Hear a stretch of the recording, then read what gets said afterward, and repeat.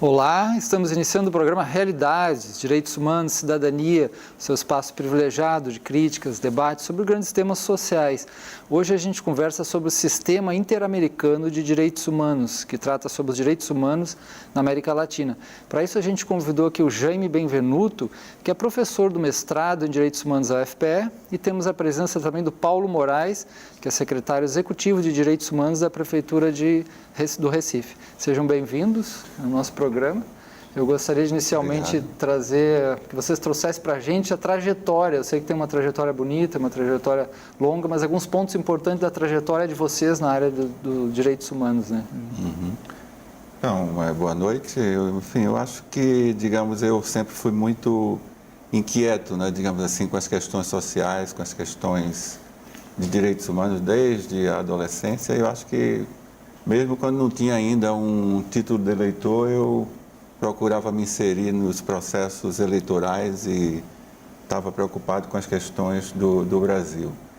E aí, num determinado momento, já na militância, digamos, como aluno de Direito na Federal de Pernambuco, eu fui me envolvendo na política estudantil, depois passei para uma organização da sociedade civil, o GAJOP, né, que ainda existe, Gabinete de Assessoria Jurídica às Organizações Populares, e lá passei em torno de 20 anos, fui coordenador da própria instituição durante 7 anos, coordenador do DH Internacional, esse programa que trabalha com o acesso aos sistemas internacionais de direitos humanos, e depois na própria universidade, na Universidade Católica de Pernambuco, fiz muitas pesquisas relacionadas a casos do Sistema Interamericano de Direitos Humanos.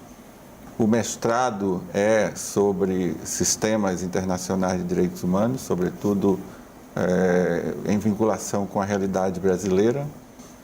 E o doutorado sobre a justiciabilidade internacional de direitos humanos, uma comparação entre o sistema europeu e o sistema interamericano. Né? Então, digamos que... E na UNILA, né, que eu entrei em 2012, inicialmente eu também comecei trabalhando com os sistemas internacionais de direitos humanos, depois, hoje eu trabalho muito mais em relação a relações internacionais e, sobretudo, questões de fronteira. Mas os direitos humanos me acompanham, os direitos humanos me escolheram e eu escolhi os direitos humanos, de forma que as questões de direitos humanos estão aí presentes em tudo que eu trabalho. Basicamente isso. E a UNILA é uma universidade, né, bastante interessante, muito importante, né, criada na época do governo Lula, né, que é a Universidade Latino-Americana, que está lá na Tríplice Fronteira, né, e tem esse caráter mais da América Latina bem presente. Né? E aí hoje estou na Federal de Pernambuco, em princípio como uma cooperação técnica, e trabalhando também com o mestrado em Direitos Humanos, e, portanto, Direitos Humanos está na minha vida provavelmente para sempre.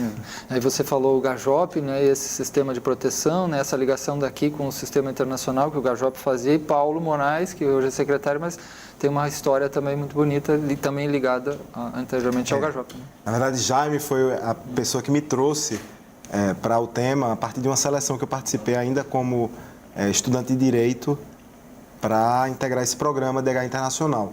Eu também tinha essa inquietação e não sabia direito para onde dirigir meu curso de Direito. Eu sabia que não seria, digamos, o advogado tradicional, das causas tradicionais, seria aquele que ia, digamos, atuar para esse coletivo. Não sabia ainda como. E aí veio essa oportunidade, fui selecionado e fiquei na instituição durante 7 anos, fiz vários trabalhos, várias ações em torno do tema, essa experiência rica de dialogar com o sistema interamericano, fiz cursos lá, depois fui, como eu estava no governo do Estado, fui representando o governo do Estado para a Comissão Interamericana, numa audiência sobre o Aníbal Bruno. Então, eu estive lá dos dois lados, inclusive, em momentos distintos, mas estive dos dois lados e, enfim, desde então, no governo do Estado, na Prefeitura e na academia, meu tema tem sido direitos humanos.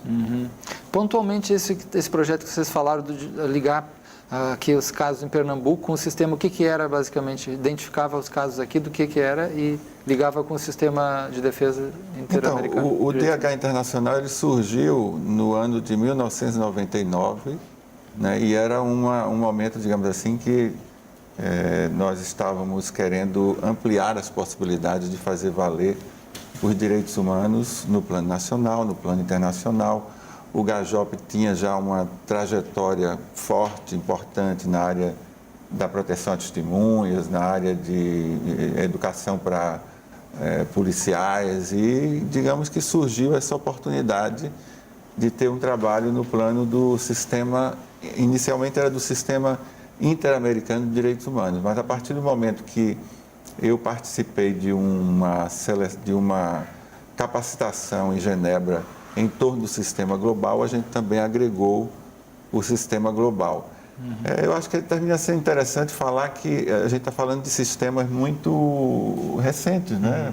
Em alguma medida, sistemas muito recentes. O que é o sistema propriamente interamericano de direitos humanos? O sistema interamericano é uma forma de fazer valer os direitos humanos quando a gente não tem condições de fazer valer no plano interno, né? Do governo não garante, por exemplo... O governo não garante proteção às pessoas. Ou até, pelo contrário, pode até atacar a própria população. A tortura continua acontecendo, as execuções sumárias também, né? Então, quer dizer, a gente tem uma possibilidade que é a utilização dos sistemas internacionais. O primeiro sistema que na verdade, os dois surgiram muito no mesmo momento, do ponto de vista formal, do ponto de vista normativo, depois da Segunda Guerra Mundial, o sistema interamericano e o sistema europeu.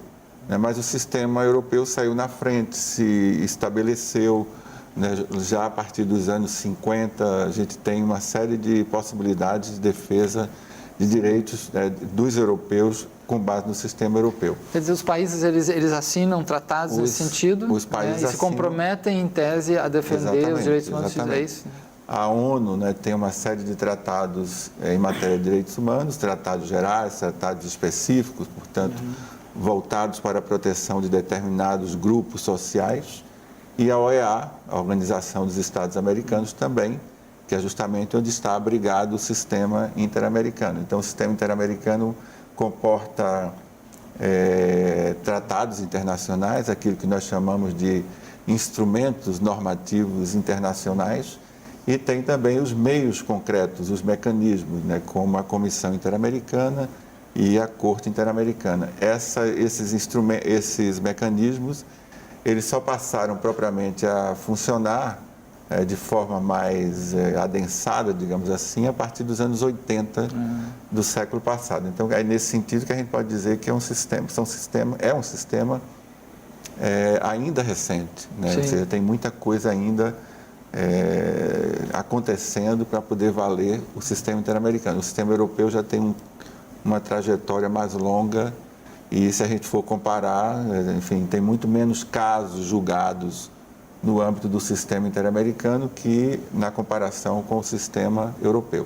Ainda assim, a gente tem alguns casos muito importantes, muito paradigmáticos, né, que são, sobretudo se a gente considera essa dicotomia que existe entre direitos civis e políticos, direitos econômicos, sociais e culturais, o sistema interamericano tem se demonstrado tendo possibilidade de fazer valer proteção para os direitos econômicos, sociais e culturais. Quer dizer, existe uma corte, né? A Corte Internacional Latino-Americana, que é como se fosse um tribunal, né? Que tem essa função de julgar e proteger, né?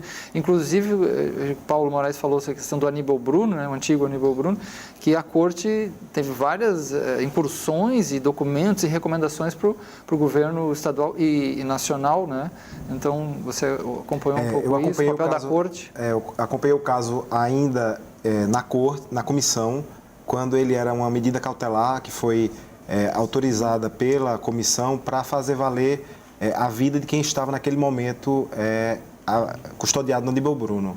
Então, naquela época, o governador Eduardo Campos tinha uma série de projetos acontecendo, tinha a intervenção da divisão, tinha, enfim, projetos para nova enfermaria, para uma série de mudanças que a gente acreditava que seriam eficazes na resolução do conflito e das questões instaladas lá na unidade. Então, fomos, ainda na comissão, mas os projetos não aconteceram, terminou que houve essa ida do caso da comissão para a Corte. E na Corte, o Brasil foi condenado. E aí, quando vem essa medida provisória pedindo que se mantenha a vida das pessoas que lá estão custodiadas e que se tomem medidas para proteger a vida dessas pessoas, aí é irreversível. O Brasil e o Estado de Pernambuco têm que caminhar na adoção dessas medidas. E como é que isso, na prática, foi essa condenação, né? Ou em outros casos também, o Jaime pode trazer depois, o que ela reverbera, se é efetiva, como é que... Olha, nós temos casos que se transformaram em casos que foram para a solução amistosa e onde uma das condenações aplicadas ao Brasil nesses casos foi, por exemplo, no caso de Maria da Penha, a criação de uma lei que evitasse a violência contra a mulher. A lei Maria da Penha foi criada nesse contexto. Foi criada nesse contexto, sob pressão. De uma negociação dentro da comissão. Então, tem casos que a gente acompanhou, um caso dos anos 80, de 2 meninos que ficaram, um que foi morto e outro que ficou paraplégico aqui em Olinda, onde a polícia do Estado de Pernambuco partiu um cavalo ao meio, com metralhadora, e esse menino em cima do cavalo ficou paraplégico. No caso dele, o Estado de Pernambuco foi condenado, indenizou a família, e esse rapaz hoje tem uma casa própria e a família da vítima tem uma casa própria. Então, são variados os resultados, mas o que é importante dizer é que a comissão, a corte, elas vão buscar sempre olhar para o caso individual e para o coletivo, para a questão maior. E algumas das situações que são tratadas na comissão, na corte, vão de encontro justamente a tentar fazer cessar aquele contexto que leva à violação que foi discutida no caso individual, como é o caso Maria da Penha, tem a ver com todo o contexto de violência contra a mulher. Agora, é uma coisa vergonhosa ter que apelar alguém para uma corte, um país, uma polícia, um estado, seja os órgãos, não dá conta de ter que apelar. É uma coisa triste, né? Você tem que ter um organismo internacional que possa ajudar. Mas aí deve ter um sentido muito importante, talvez até governos que começam a entrar como estado de exceção, né? E a sociedade se organizar para tentar superar a opressão, né? Não sei como é que é. Então, veja bem, o sentido dos sistemas, e no caso do sistema interamericano em particular, porque a gente está falando mais dele, é isso, ou seja, quando a justiça não se faz no plano interno, então a gente tem que ter uma outra instância, e no caso, chama os vizinhos, a comissão, né? E a Corte Interamericana. Não deixa de ser vergonhoso, mas ao mesmo tempo a gente tem que entender que isso acontece em todos os lugares do mundo, em todos os países. É claro que em alguns países mais, outros menos, né? Ou seja, o nosso país está aí dentro de um contexto em que nem sempre a justiça acontece no plano interno, né? Isso vale para a maioria dos países, mas a gente tem violações a direitos humanos em todos os países. Ou seja, é preciso entender que em qualquer lugar, ou seja, o país mais civilizado, digamos assim, a gente vai ter tortura, vai ter execução sumária, não com a frequência que se tem no Brasil. O ideal seria, não resta dúvida, de que a gente pudesse resolver isso no âmbito das comissões, no âmbito da justiça, e nem sempre isso é possível. Então, quando não é possível, tem o acesso ao sistema, em princípio, a Comissão Interamericana, né? E, como o Paulo falava, normalmente a gente tem uma tendência a valorizar muito a decisão das cortes, né? Dos tribunais. Mas, muitas vezes, é muito mais eficaz, né? A gente tem muito mais possibilidades de fazer valer e com muito maior rapidez também, alguma justiça com base no diálogo e nessa chamada negociação amistosa, com base no diálogo com a Comissão Interamericana. O GAJOP, à época, fez muito, diferentemente talvez de outras instituições, que têm uma tendência a ir direto para a Corte ou acreditar mais no trabalho da Corte. O GAJOP, digamos que potencializou muito o trabalho da Comissão e essa chamada negociação amistosa. Então, temos muitos casos de pessoas que ganharam, alguns casos, não diria muitos, mas alguns casos de pessoas que ganharam alguma indenização. O governo do Estado de Pernambuco pagou ou paga uma indenização a essas pessoas. E algumas situações também em que a legislação foi alterada, né? Porque aí é a forma que você tem de melhorar um pouco o quadro geral para as pessoas, de uma maneira geral. Sim. E o Brasil já recebeu muitas recomendações, desde que criaram a Corte, condenações, recomendações, muitos olhares preocupados do sistema interamericano? O Brasil entrou tardiamente no sistema. Tardiamente, né? Porque a gente tinha uma ditadura e outros países da América Latina tiveram também. Mas o Brasil, por conta do significado do país, por conta da força dos nossos militares e da nossa diplomacia, ele conseguiu durante muito tempo, diferentemente da Argentina, do Chile. Quer dizer, o Chile, essa experiência dos relatores especiais surgiu em função do Chile. Né? Ou seja, foram tantas as violações a direitos humanos no Chile, tantos os desaparecidos, que se resolveu criar no âmbito da ONU as relatorias especiais. E a primeira relatoria foi relatoria sobre o Chile. Né? Então, hoje tem relatorias as mais variadas sobre execuções sumárias, sobre tortura, tem relatorias sobre direitos sociais e tudo. Quer dizer, isso se disseminou a partir de uma experiência prática que foi a experiência do Chile. Né? Mas o Brasil ficou muito retrancado, ele não permitia essas visitas da comissão. A Corte, na época, não existia, só depois, nos anos 80, que a Corte vai entrar. O Brasil só aceita, que tem uma particularidade na Convenção Americana, que é que os países precisam aceitar oficialmente, né, precisam fazer uma declaração oficial de que aceita a jurisdição da Corte Interamericana. O Brasil não aceitava até 1998. Então, 98? 98. É duro. Só a partir de então é que o Brasil pode ser julgado. Mas houve um caso que, digamos que, por conta da característica da tortura, que é um crime inafiançável, um crime que é imprescritível, então o Brasil terminou sendo julgado no caso do Araguaia, né? No caso do Araguaia. Esse é um ponto que a gente pode continuar depois do nosso intervalo, bastante importante, né? Porque faz parte importante da história, né, negativa do nosso país. Então a gente faz um pequeno intervalo e volta a conversar logo aí nesse tema do sistema de direitos humanos da América Latina.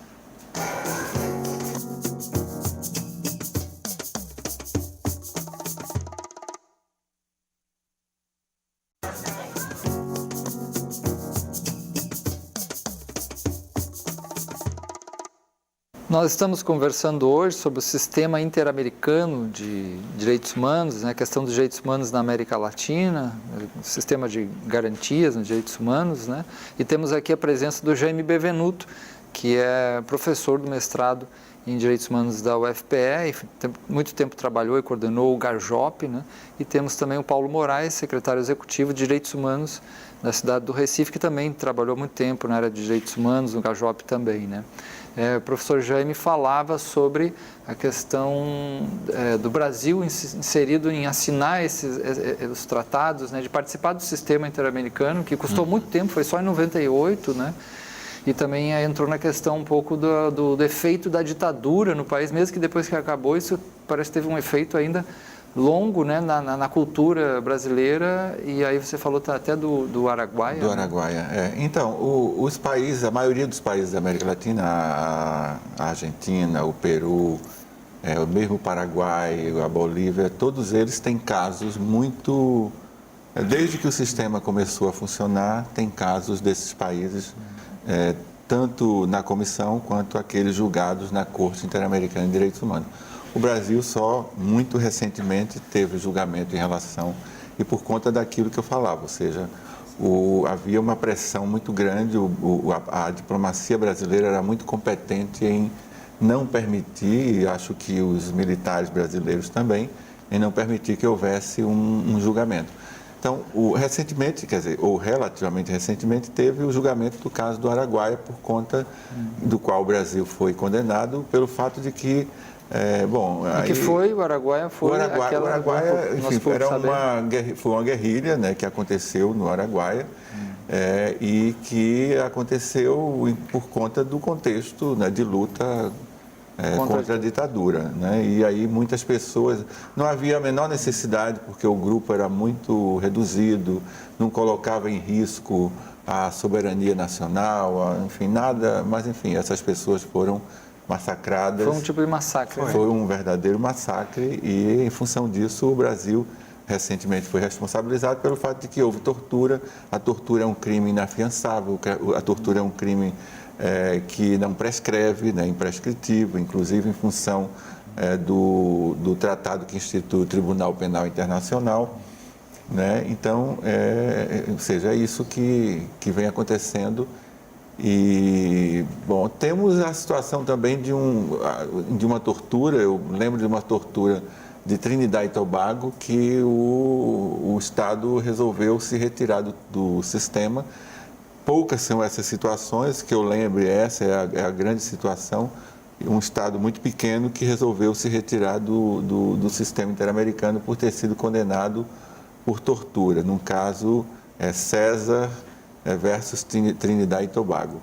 Mas, em geral, as decisões e as sentenças, as decisões da comissão, as sentenças da corte têm sido respeitadas, e no caso do Araguaia e outras tantas, o Brasil tem aceito mais recentemente.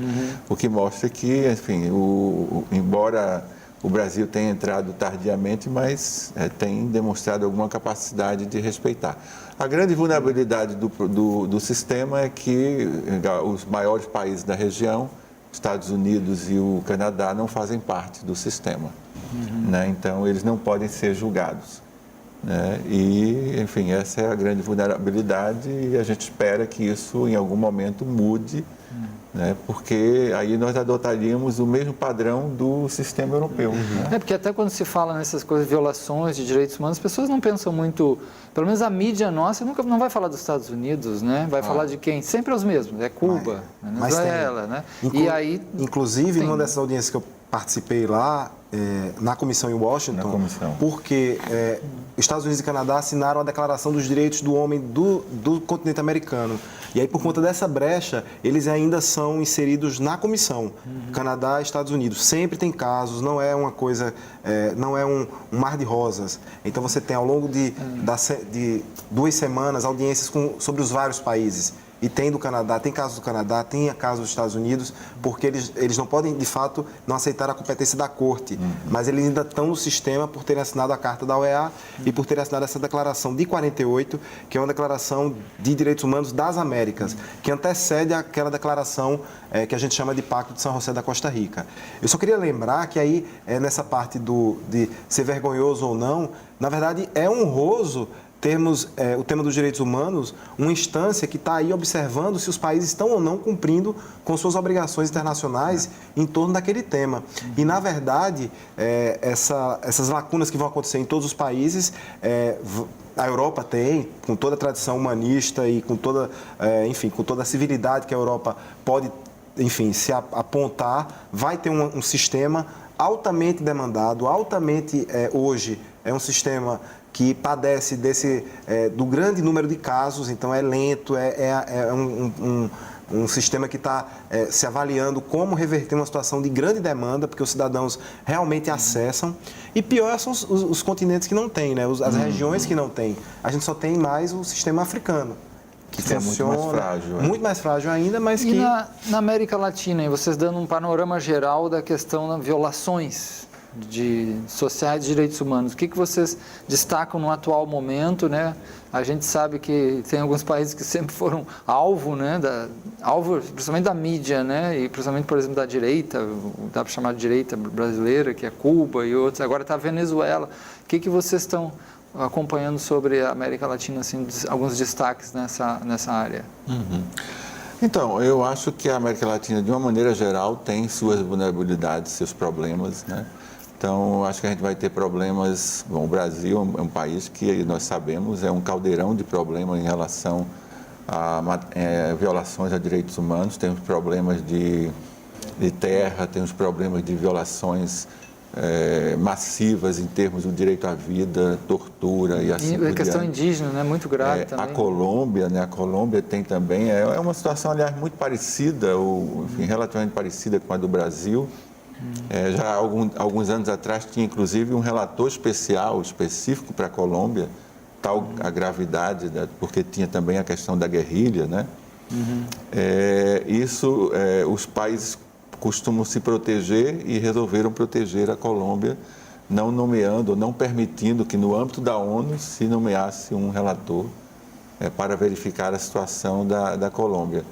Temos, enfim, um problema muito sério de terra no Paraguai. O Paraguai é um país... Eu diria que o Chile tem uma questão, digamos, ele teve problema no passado, ou seja, o problema da ditadura, mas é um país que hoje as coisas estão tanto quanto mais resolvidas, melhor resolvidas. Eu acho que o grande problema hoje, não resta dúvida, é a Venezuela, em função da instabilidade política, o problema dos refugiados, que rebate inclusive no Brasil, sem querer, digamos assim, fazer coro com aqueles que dizem que esse é o único problema, quer dizer, como se o restante não tivesse, mas ali tem um problema sério a ser resolvido, sem nenhuma dúvida. Porque aí também todo um interregno, digamos assim, que é mostrado na mídia, uma crítica, porque aí quando entrou o governo de esquerda, aí se associa muito, muita gente, veículos da mídia aproveitam para ligar o governo de esquerda à questão da violação dos direitos humanos, Não sei como é que Paulo tem visto. Não, mas Bolívia, Venezuela, Equador foram saudados como novos modelos de constitucionalismo, inclusive, com constituições avançadas, a cláusula que permitia a retirada do presidente antes do término do mandato, por vontade popular e não por impeachment. Tudo isso foi muito celebrado aqui pelos círculos jurídicos. E o que eu vejo na Venezuela é o descumprimento do que esses avanços que se obteve foram, digamos, aonde chegaram. A gente vive nesse momento de discussão dicotômica de que ou você é esquerda ou você é direita. Eu prefiro dizer que qualquer ditadura, qualquer falta de democracia vai ser um problema, seja de esquerda, o governo de ocasião, seja de direita. E eu vejo lá uma questão que é o povo passando fome, necessidade e essa crise humanitária que atinge aqui a gente. Só voltando para esse contexto, essa visão maior da América Latina, porque a gente também poderia falar de todo o contexto das Américas, porque o sistema é das Américas, mas falando daqui dos nossos vizinhos, em relação à incorporação do resultado dos sistemas, de fato, todos os demais países, Colômbia, Chile, Argentina. A Argentina tem o ano do Corralito, que foram 3 mil casos que foram todos os cidadãos, basicamente, que se sentiram prejudicados com aquele plano do governo Corralito, ingressaram na comissão. Porque lá é muito disseminado essa cultura nas universidades, nos cursos de direito, de acionar o sistema como algo que é complementar o estado das coisas no país. E você muitas vezes vai ter situações de contingências que não permitirão que mesmo o judiciário funcionando, que determinadas pautas logrem êxito. Então, eu vejo todos os países muito mais adiantados, muito mais parte desse sistema do que o Brasil. O Brasil tem uma resistência muito grande. Por exemplo, a gente tem jurisprudências fantásticas que vêm do sistema interamericano, diferente, por exemplo, do europeu, que como está muito abarrotado, não consegue elaborar tanto. Você tem sentenças de 200 páginas no sistema interamericano só para esmiuçar e detalhar aquele direito que foi violado. Então, a gente tem muita riqueza vindo dessa jurisprudência, que, por exemplo, a Colômbia já incluiu como parte da sua Constituição. O núcleo constitucional é formado pelas decisões do Supremo,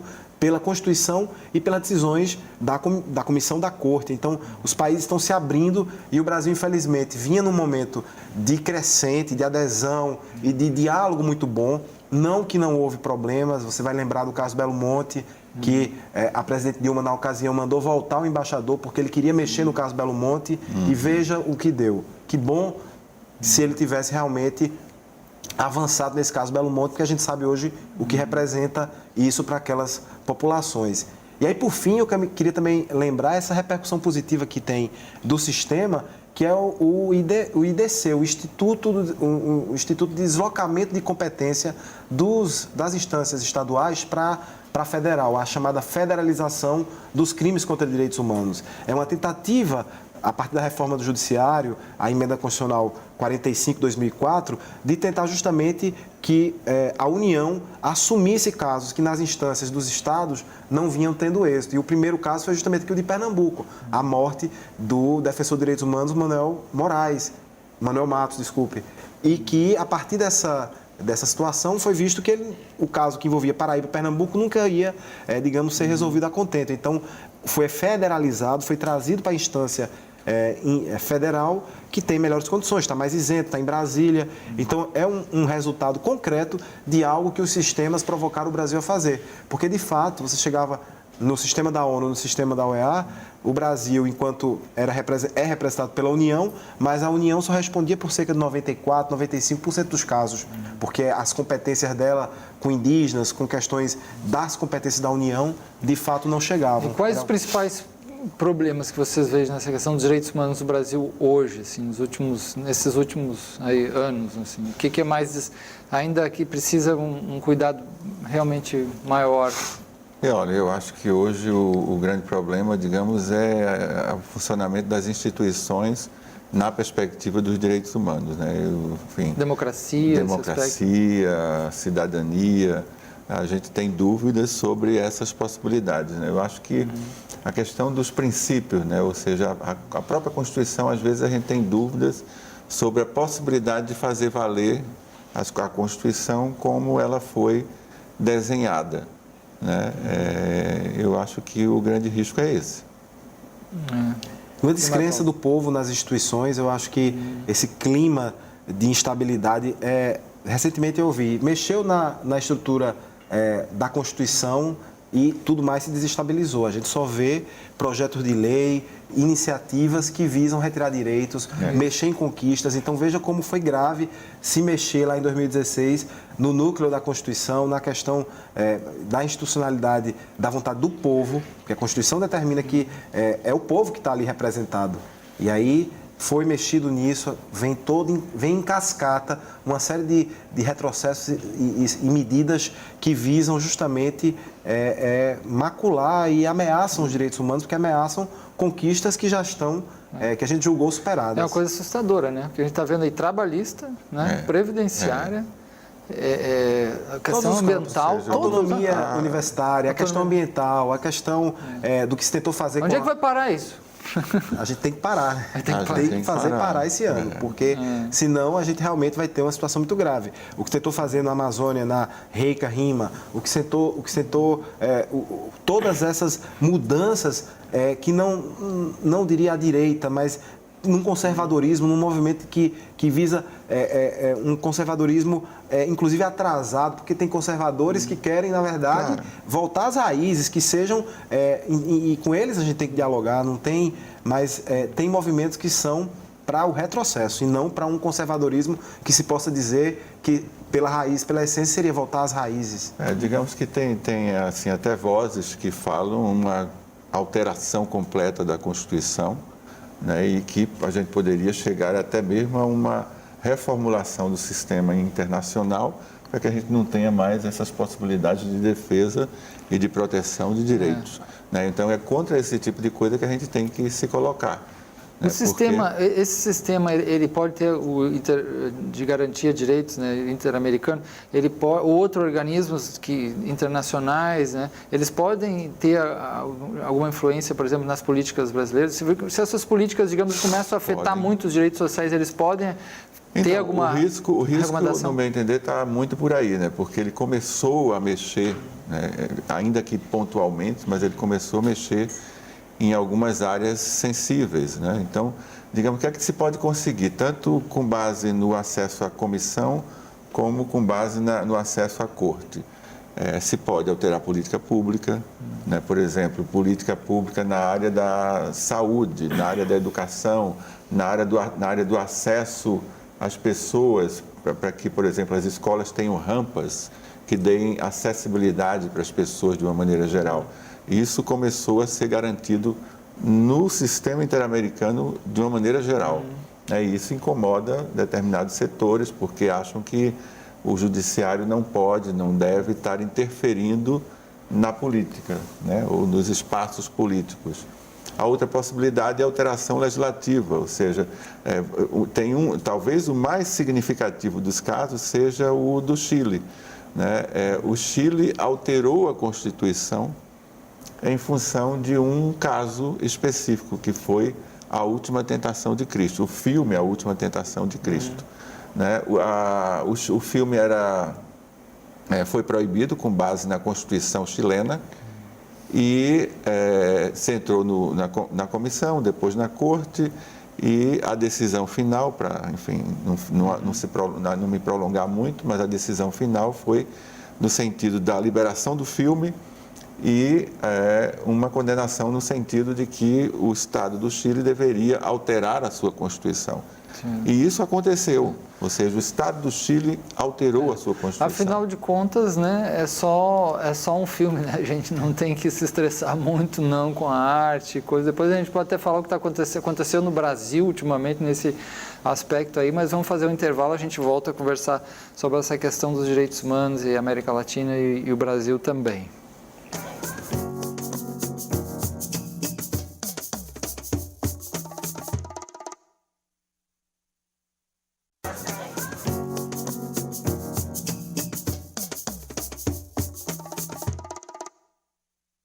Nós estamos conversando hoje sobre o sistema interamericano de direitos humanos, a garantia dos direitos humanos nas Américas, na América Latina e, fundamentalmente, também na questão do Brasil, né? E o professor Jaime, ele falava sobre a questão do caso da Última Tentação de Cristo, né? Que foi um filme de Scorsese, né? Que foi proibido, né? No Chile, que aí a recorrência à Corte Interamericana fez a mudança até na própria Constituição. Então, é um caso muito curioso, né, assim, e muito paradigmático no âmbito do sistema interamericano. É um caso, digamos assim, de referência, uma das maiores referências para o estudo do sistema. Ou seja, é o caso de um filme, o próprio filme é o caso, né, é o caso do sistema. O filme do Martin Scorsese não era permitido e por conta da possibilidade que a Constituição chilena dava de proibir, né, a exibição de filmes por uma garantia, digamos assim, da ordem, enfim, dos valores da ditadura, né? E aí um grupo de católicos, né, muito vinculados inclusive à Universidade Católica do Chile, resolveu entrar com uma reclamação junto ao sistema nacional e o filme foi proibido. Então, houve uma reação da parte não só da produtora, mas de grupos organizados e se resolveu trabalhar contra essa proibição. E o filme, basicamente... O filme conta uma história, digamos assim, heterodoxa, ou seja, algo que não aconteceu, mas que o autor, que é um grego, né, ele resolveu ficcionar. Ele conta a história de um Cristo humanizado, um Cristo que estava na cruz e ele tem a sua última tentação. A última tentação é descer da cruz e viver para não sofrer, não ser o Messias, né? Aquele que tem que sofrer pela humanidade. Ele vai ter uma vida normal, uma vida mundana. E aí já dando uma de spoiler, porque para tratar né? Não tem como não, no final... tudo foi um pesadelo, né? Não houve nada disso. Ele volta para a cruz e faz a opção por ser o Messias. Então, digamos que é um filme muito católico, né? Tem um fundo muito católico, porque nos convida, digamos assim, a ter essa visão sobre a vida de Cristo e que ele poderia ter tido uma última tentação, mas ao mesmo tempo ele faz uma escolha por ser exatamente o que ele é, o que ele foi. E aí, esse caso levou a uma condenação do Chile, a condenação foi pela liberação do filme e pela mudança da Constituição. Então, e tem um outro filme também que você falou no intervalo, que é o Hara, que também trata de um caso verídico, não é?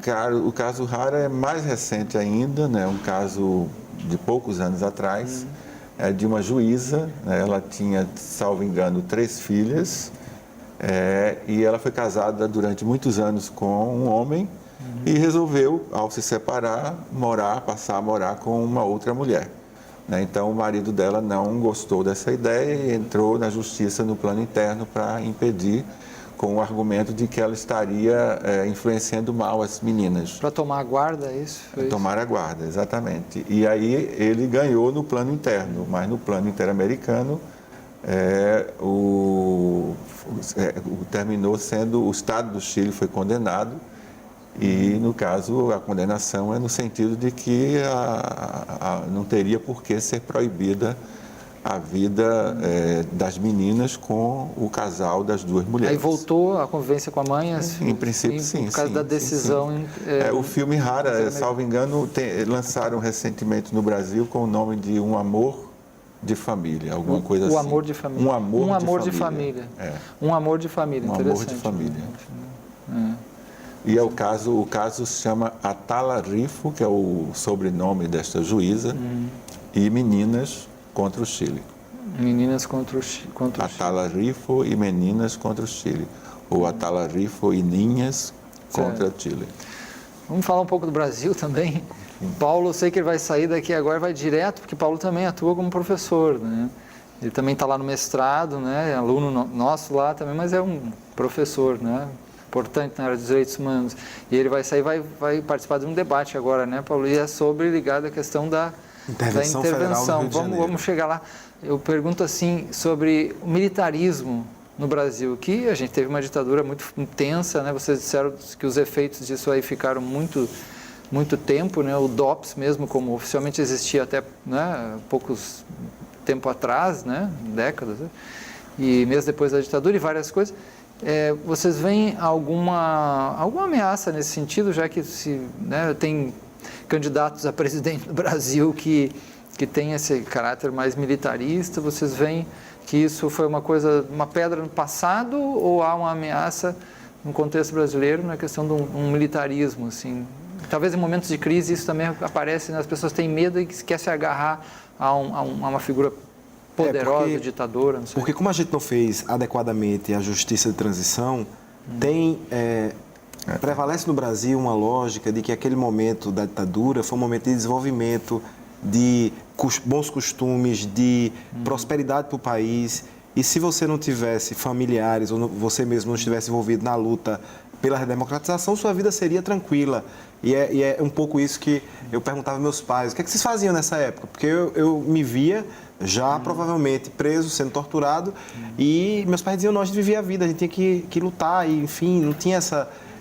principalmente aqui no interior do estado, não sei o quê. Então, eu acho que tem muito esse romantismo em torno de que foi um momento próspero, onde não houve corrupção, e houve. Tem várias pesquisas que apontam o quanto o Brasil se endividou, o quanto o golpe civil-militar, porque os civis foram muito beneficiados. Os empresários que financiaram o golpe militar de 64, eles foram beneficiados e ainda hoje são. Seus herdeiros ainda permanecem aí com tacos do Estado que foram obtidos a partir daquele golpe. Então, eu acho que a população, em momentos de medo, vai recorrer a pedir penas mais duras, vai pedir pena de morte, é natural. Porque, de fato, o medo, essa onda de criminalidade e como isso é passado para a população leva a essa onda de indignação e de pedir penas mais duras. Todo mundo concorda que a situação como está não é adequada, não é correta. A gente realmente não vive numa situação em que a ONU propõe que no máximo a gente tenha 10 mortes por 100 mil habitantes, a gente tem quase 50. Então isso não existe, é número de guerra. Então as pessoas ainda se remetem a essa coisa das Forças Armadas no governo, pensando que aquele momento romantizando o que realmente não era nada romântico. E até eu acho que é uma confusão, porque claro, muitas coisas boas que tinha no passado, mas isso é independente do governo que era. Claro. Se fosse uma democracia, talvez fosse ainda melhor. Pois é. Né? Então você junta tudo, quem estava no governo, né? Aí junta tudo que era bom, que é coisa da própria sociedade civil, e de um tempo que as tradições, eu acho que também eram mais... O nível de pressão e de tudo mais de problemas que a gente tem era muito menor em certo sentido. Sim. Mas também você tinha um monte de coisa conservadora, um monte de opressão ali, toda velada, né? Como é que era tratada a questão toda dos direitos humanos, das mulheres, das crianças, como eram tratadas. Também houve toda uma mudança, né, nesse Nem aspecto. existiu, né? Porque a luta pelos direitos humanos no Brasil Brasil vai ser justamente a luta pela liberdade dos presos políticos, pela identificação dos mortos desaparecidos. Então, os direitos humanos no Brasil surgem com a partir desse momento, e aí surgem de forma organizada a partir dessa luta, e por isso que dizem que a gente ainda hoje defende bandido. Porque, de fato, a gente não quer que as pessoas que sejam condenadas a uma pena vão para um presídio em que a dignidade delas seja jogada no lixo. A gente não quer, mas a gente defende que as pessoas cumpram sua pena em local condigno, em possibilidade de se ressocializar, Sim. mas ainda hoje tem essa história de defender bandido. Professor Jaime, nesse ponto do militarismo no Brasil. Eu diria o seguinte, que a gente teve uma transição, né, da democracia, da ditadura para a democracia, que foi uma transição muito controlada pelos militares, né? Então, isso fez com que muitas coisas não fossem discutidas, não fossem levadas para a sala de aula. Claro, nós também tivemos um caos de violência que foi um pouco diferente em relação aos outros países. No Chile se matou muito mais, se torturou muito mais, na Argentina também, no Uruguai também. Isso fez com que eles se organizassem mais. Mas nós não temos, por exemplo, um museu de direitos humanos, né, de referência que ensine os alunos, que os alunos possam visitar.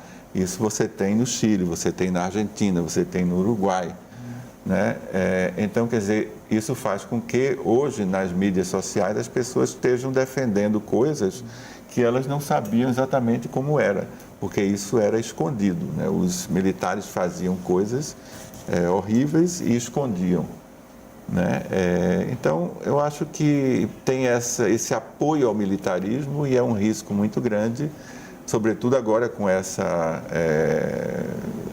intervenção, né, no Rio de Janeiro, que a gente venha a ter algo mais expandido no país inteiro, inclusive com apoio popular, né? Com apoio popular, porque aí, quer dizer, tem algumas avaliações de alguns autores. Um deles é o Vladimir Safatli, que eu acho bem convincente, né? Ele diz que nós fizemos uma aposta, a população fez uma aposta por um governo mais à esquerda, um governo mais liberalizante numa série de questões e a população se desiludiu. E aí, nessa desilusão, resolveu apostar no lado oposto, né? O lado oposto digamos assim, são os militares, né? Então, cada vez mais urgente, digamos assim, que a gente faça debates como esse e outros, Sim. e conversas em universidades e aulas para desmistificar isso, mostrar que a ditadura não foi nada positiva para o país. Vocês acham que esses acontecimentos em relação ao que aconteceu, por exemplo, a própria esquerda e também todos esses movimentos agregados, emancipatórios, cidadania, uma crítica, em alguns lados, muito pesada, né, presente intensamente na mídia, contribuiu para isso, assim, porque aí a população muitas vezes olha de um lado, né, você tem uma posição assim, digamos que seria a direita em tese, de outro, as esquerdas, os dois destruídos. Daqui a pouco, num período desses, quem entra, né? Alguém que diz, eu não sou político, ou algo que é militar também não é, de alguma forma, e no momento de crise, parece que as pessoas precisam muito de um apoio, né? Isso é uma dimensão muito de análise até psicológica, né? Desse orfandade, né? E aí vem alguém com discurso da ordem, da honestidade, né? E da autoridade. Todo mundo é desonesto, e eu boto para quebrar, eu sou forte, eu sou um grande pai, né? E assim aconteceu, por exemplo, no nazismo, né? Em outros lugares. Isso pode ter um similar aqui. Ou não político, né? A política há uma descrença tão grande na política que tem prevalecido também essas candidaturas, essas pessoas, o apelo a pessoas que não são políticas, como foi o caso do prefeito de São Paulo. Sugeri, professor, que o senhor se candidate, porque pelo menos eu sei que o senhor tem conteúdo aí para conduzir. Mas é interessante, né? Quantas dessas figuras elas entraram na política e talvez um sintoma desse mal-estar. E essa questão da intervenção, assim, Paulo, você que tem participado disso? Estava relendo justamente para esse debate e lembrei daquela questão de Zé sobre o mal do tempo. A gente vive esse momento em que está todo mundo objetificado e sem raiz, e essa perspectiva de que você tem a urgência por tudo, e aí você, de fato, não tem tido tempo e nem possibilidade de refletir, de pensar, e vai consumindo as notícias, as questões que chegam. certamente para uma classe alta, média do Rio de Janeiro vai ser boa a intervenção. Eles vão ter uma sensação de segurança, como tiveram nas Olimpíadas, na Copa do Mundo, mas eu quero saber nas comunidades, nos locais onde a violência e onde os direitos fundamentais já não são respeitados. E aí é isso que eu acho que é a grande preocupação. E os sinais são muito ruins. Essa história de mandato coletivo, de busca e apreensão, as fotos das crianças e dos jovens, sob que pretexto? Abrindo as mochilas das crianças escolares, isso é uma coisa covarde, né? Tem muitos sinais de que, enfim, tem até um não saber para onde ir. Claro. Essa falta de planejamento, essa falta de uma assertividade. E aí a gente realmente tem muita preocupação e vai acompanhar daqui o que se desenrola lá, porque também já há esse movimento de, por exemplo, no Ceará, já tem grupos, setores pedindo também para o Ceará. Então é preocupante.